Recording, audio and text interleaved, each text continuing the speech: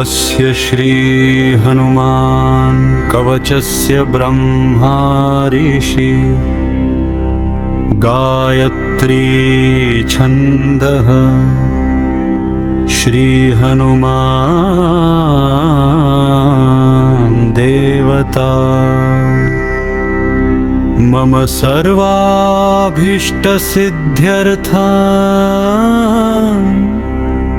जपे विनियोगः। ॐ नमो भगवते हनुमते नमः।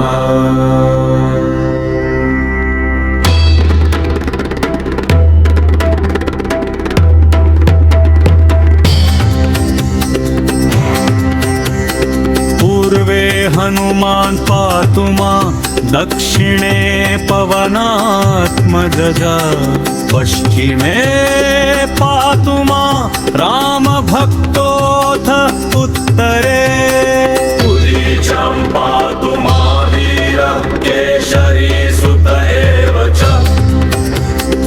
ऊर्ध्वं पातु महावीर अधो मां पातु मारुतिः नेत्रे पातु कपिश्रेष्ठ कर्णौ पातु महाबलः नासा पातु महाधीरो मुखं पातु महाबलः। जिह्वां पातु महाविद्वान् दन्तान् पातु महाकपिः कण्ठं पातु महावीर स्कन्धौ पातु सुरार्चितः भुजौ पातु महातेजा करौ पातु कपीश्वरः।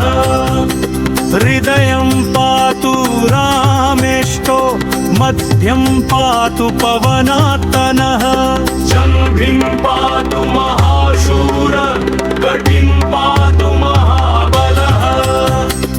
ऊरु पातु महावीर जानुनी पातु मारुतिः जङ्घे पातु महाशूर पादौ पातु महाकपिः। सर्वाङ्गं पातु मा नित्यं रामदूतो महाबलः इति ते कथितं वत्स सर्वमन्त्रौघनाशनम्।